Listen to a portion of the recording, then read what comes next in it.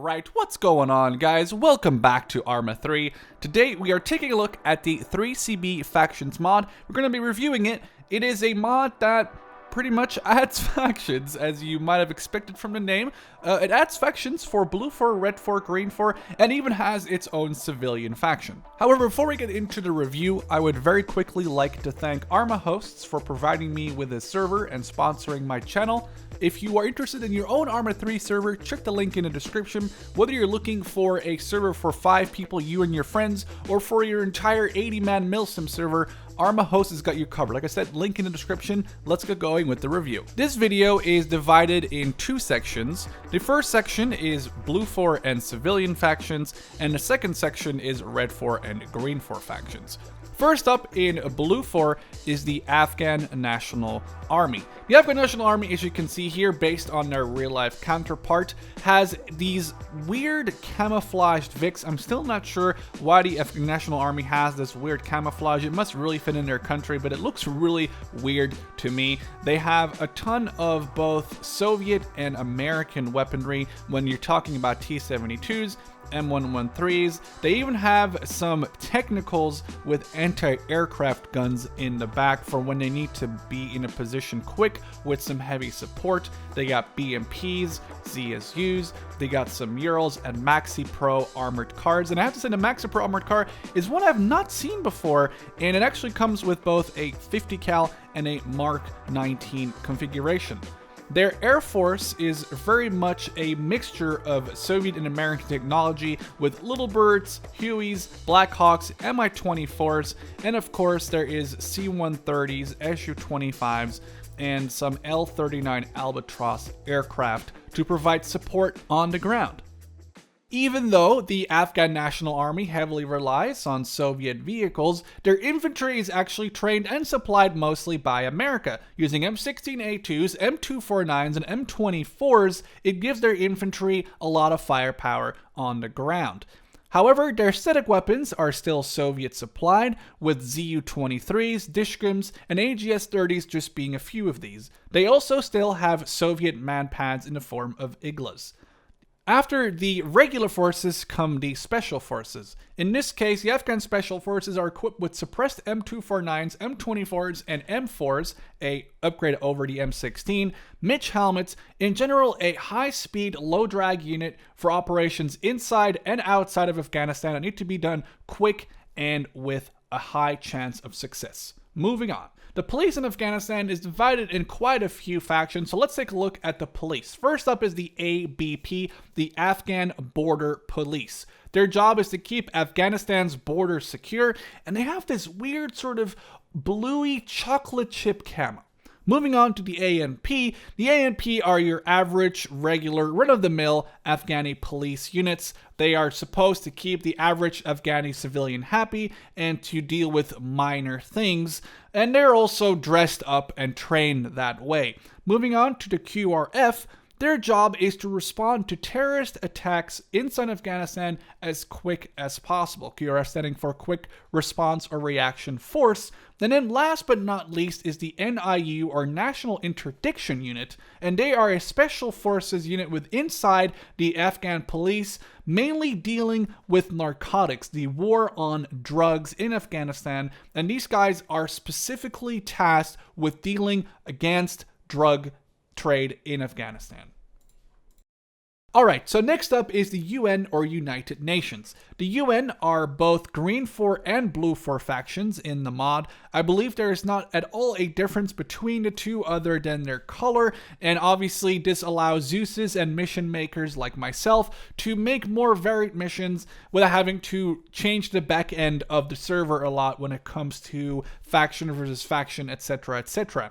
There is an abundance of both Soviet and NATO vehicles to be found, from MTLBs, Urals, V3Ss, Kamaz trucks, to Land Rovers, pickups, C-130s, M113s, a large variety of different Vics for different scenarios. The nice thing is here, the UN is obviously known for its peacekeeping operations, trying to keep the peace between 2 or 3 warring factions. Now, if the UN needs to dish out some of its own pain and hurt, it has available to it an Mi-8 with 6 rocket pods with 3 on each side, and I would not want to mess with the angry pilot who's flying that one. We have C-130s available for both parajumping, though I don't think the UN ever parajumped, but if you wanted to, or deploying food, supplies, or in general any sort of support for UN or civilians on the ground. Obviously, vehicles alone are not going to allow the UN to do their job, so there's also infantry. With their characteristic blue camo helmets and vests, their job is to keep the peace between multiple warring factions. Now, they are all armed with AKs and other Soviet-based weaponry, but it's not the job of the UN to look flashy or modern. It's their job to keep the peace, and I think they're perfectly capable of doing that with the weapons they have received here. Now, initially, the Afghan National Army is obviously based on their real-life counterpart. Here we have the fictional army of Takistan, and the cool thing is that the Takistan army actually is represented under Bluefor, Redfor, and Greenfor in different capacities, mostly looking at their infantry.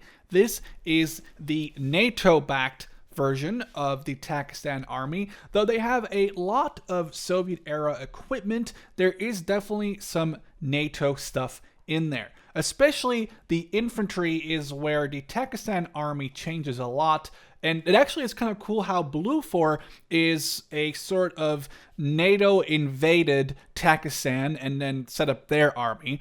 Greenfor is like it was in ArmA 2, where it's its own independent country, and then Redfor is how Syria and the Soviet Union, Russia, invaded Takistan and then set up their own version of the military. So we'll see a quite large difference between Bluefor, Redfor, and Greenfor when it comes to Takistani versions of the army.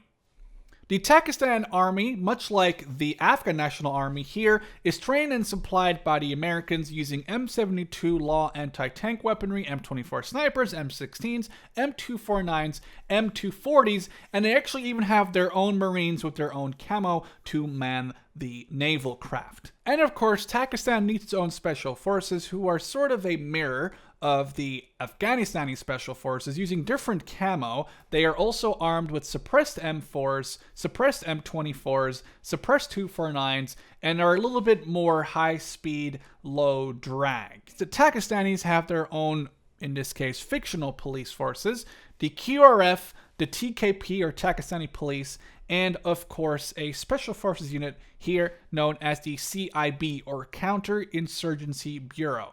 Now, this is all obviously a work of fiction. The QRF are the more trained and armed version of the Takistani police, whose job it is to respond to terrorist attacks. Then the Takistani police themselves obviously are meant to deal with everyday life and deal with the average civilian. And then the CIB or Counterinsurgency Bureau are going to deal with terrorists who need to be removed from a location or are holding people hostage. They are trained and armed to the max as far as that's possible, and they're in this really cool SWAT-like black color. Alright, last but not least, under Bluefor is the pro-government militia.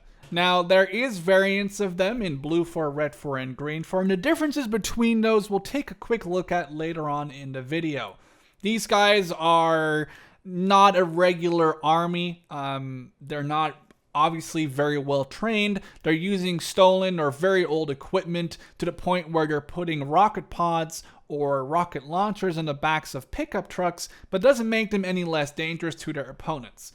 This concludes Bluefor. Now we're going to take a quick look at the civilian faction, which I've kind of coupled with Bluefor. They have aircraft, both planes and helicopters, and there is a slight differentiation in different types of civilians. They obviously also have a ton more vehicles that I'm not showing you because the entire civilian vehicle list would be a little bit too big for me to showcase within a reasonable amount of time. My favorite thing here is the very old and rusty V3S truck with maybe an even older and rustier car in the back of it. Nice to have a little bit sort of a tow truck slash pickup truck thing going on. Of course, the tractor and the old bus cannot miss out. And the bus is really cool because the bus can actually seat like up to 25 something people. Now, let's get going with the second part of this video, Greenfor and Redfor.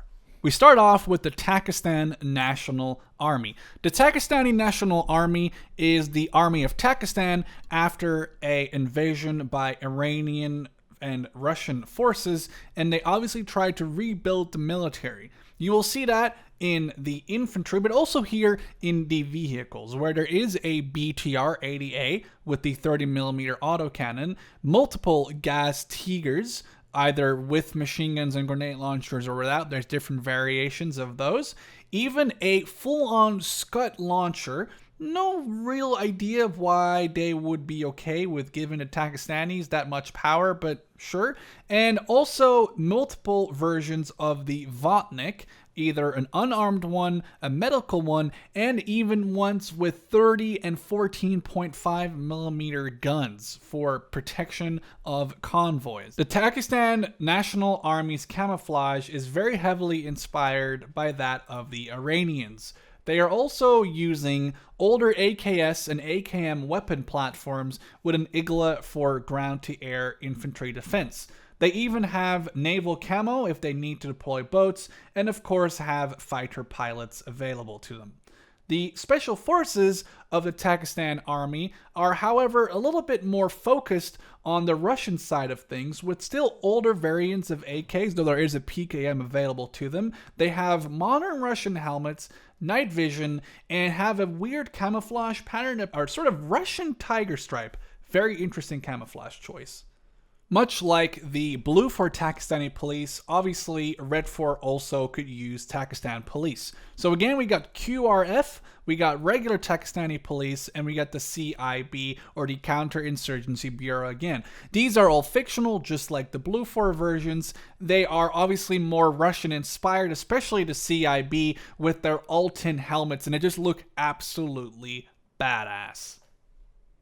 As I explained in the intro, the Takistan Army and police are actually divided in these three different factions. You got a Bluefor, Redfor, and a Greenfor version, all with their different abilities and weaponry. Now, the Greenfor version is the one that you are used to from ArmA 2. Their Vics are pretty much the same as the ones from Bluefor and Redfor. There is obviously a couple of variations here. They are more of a mix between blue and red combined, with an M113 here and a BMP there, but they don't have BTRs and they don't have those awesome Maxi Pro armored cars we saw earlier, or MRAPs I should say. They do have their own Air Force, though it is a little bit smaller than the Red and Blue Force Air Force. Of course, the Greenfor Takistan Army has their own infantry department as well, mostly armed with two variants of the FN-FAL, a long and a short barrel one in a para configuration. They also have an older SUSAT sight to put on if used as a marksman rifle. Their special forces are an interesting bunch. They do not use any helmets, instead they chose shemags and older Russian weapons with a suppressor on it to act as the Takistan Army's special forces. And of course, like their Blue and Redfor counterparts, Greenfor has their own Takistan police departments. They have the regular police to deal with everyday life, they have a QRF to deal with terrorist attacks, and they also have their own version of the Counterinsurgency Bureau, who are obviously to deal with insurgency, terrorist attacks, and stuff that's maybe too much for the QRF to handle, or for special operations on police ground. Last but not least, I did not showcase any of the Red or Greenfor militia.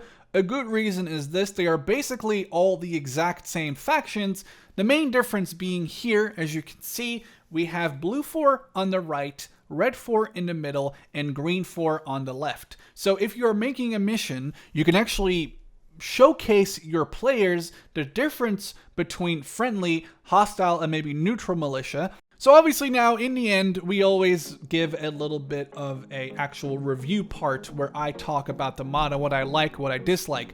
What I really like about this mod is the way that the Bluefor, Redfor, and Greenfor are set up, and they all have their different variations, especially for the Takistani Army and Police. To have them all have very different visual uniforms and weapons is really, really cool, and allows for a ton of different scenarios. Let's say you're playing as the Russians one day, you invade Takistan, and the next stop you're playing as Bluefor, fighting against this Russian-backed Takistani army. There's some really cool scenarios you can do now.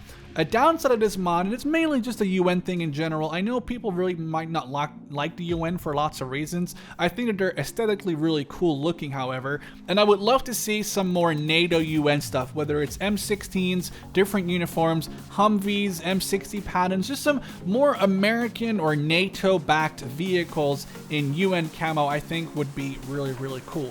In the end, I always give a mod a number, like 1 out of 10 or all the way to 10 out of 10 for what I think it's worth, and this mod deserves a fat 8 out of 10. Keep in mind, the dependencies for this mod are RHS and the 3CB mods, so you do need to run quite a few mods to get this mod to work.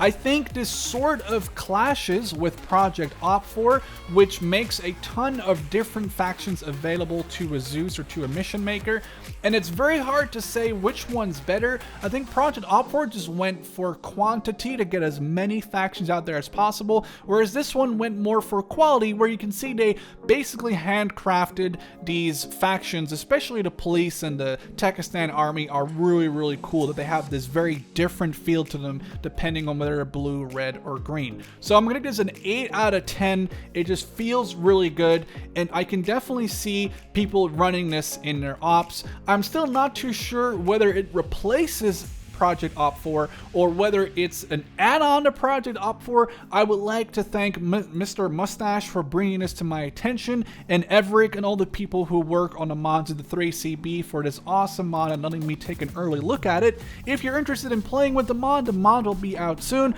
Whenever it is released, I will update the link in this description to the official workshop page. For now, hope you guys enjoyed this review. Thank you so much for watching. Hope to see you in the next one. Cheers!